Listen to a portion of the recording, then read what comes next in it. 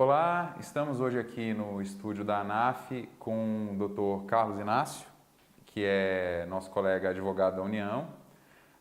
Dr. Carlos Inácio é candidato a deputado distrital aqui pelo DF e aí no projeto a ANAF nas eleições de 2018 a gente está abrindo espaço para todos os colegas que são da advocacia pública, não só no nível federal, mas também estadual e municipal, que sejam candidatos, para que apresentem as suas propostas, né? Considerando que a advocacia pública nacional, né, nos 3 âmbitos federativos, ela tem pautas em comum e é importante que a gente tenha essa interlocução, especialmente no Congresso Nacional, para os pleitos, né, da instituição e dos membros da AGU.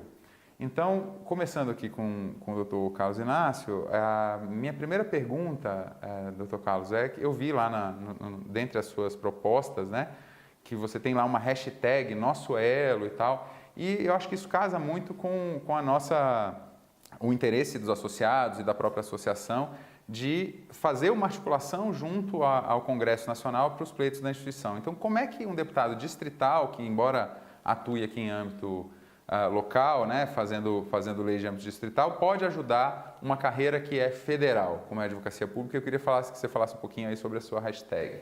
Tá bom. Então, boa tarde a todos. A ANAF, eu queria parabenizar a iniciativa de democratizar esse espaço para todos os candidatos, que é importante para o debate, para a formação da consciência, num momento tão crucial para a democracia brasileira, que são as eleições. Eu sou advogado da União, mas eu já sou servidor público há muitos anos. Antes eu era da Polícia Federal e comecei como agente administrativo da Secretaria do Meio Ambiente de Belo Horizonte, da Prefeitura de Belo Horizonte. A advocacia pública ela tem uma função essencial à justiça. Ela trabalha tanto no consultivo, na análise da legalidade dos atos normativos do Poder Executivo, quanto também no contencioso, na defesa dos litígios em nome do ente público.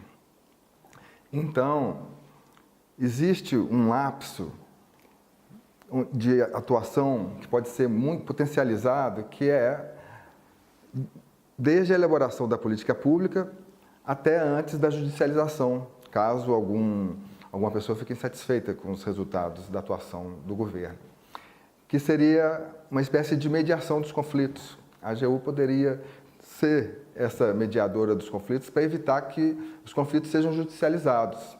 Existem estatísticas que mostram que os entes públicos são a maior parte dos litigantes da Justiça Federal.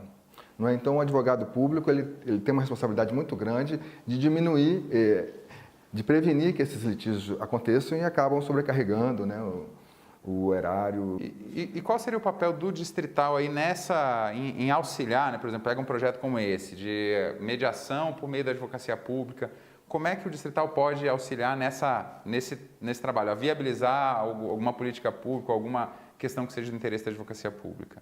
Bem, por exemplo, o Distrito Federal, nós temos o Tribunal Regional da Primeira Região que envolve, salvo engano, 13 estados, né?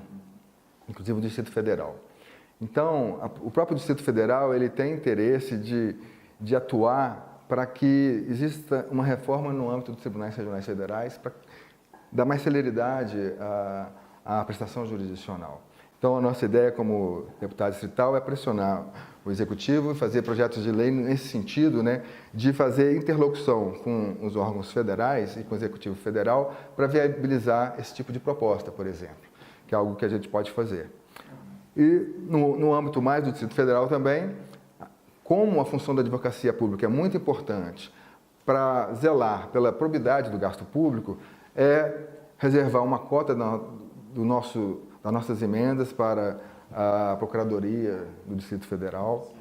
E também não só para a Procuradoria do Distrito Federal, mas também para a Defensoria Pública, que depois nós vamos falar sobre isso, que também é um dos nossos compromissos. Legal.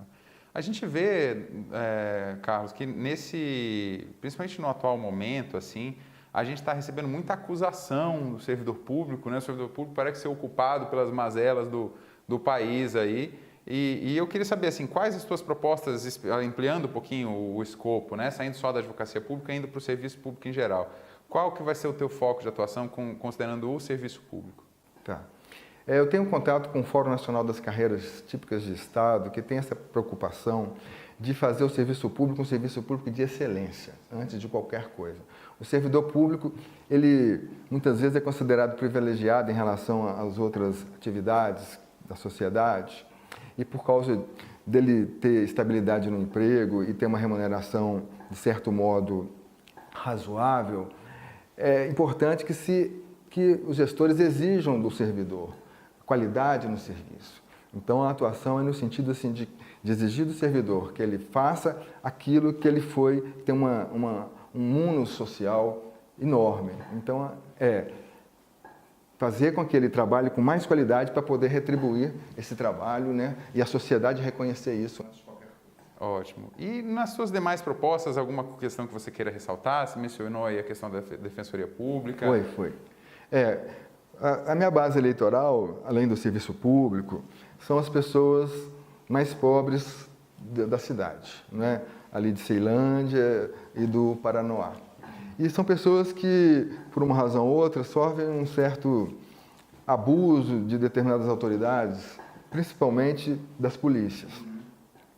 Tem relatos que a polícia chega para um jovem de 15 anos, leva para um lugar isolado e diz assim para ele: se você não me falar quem é o traficante do seu bloco, nós vamos te matar aqui.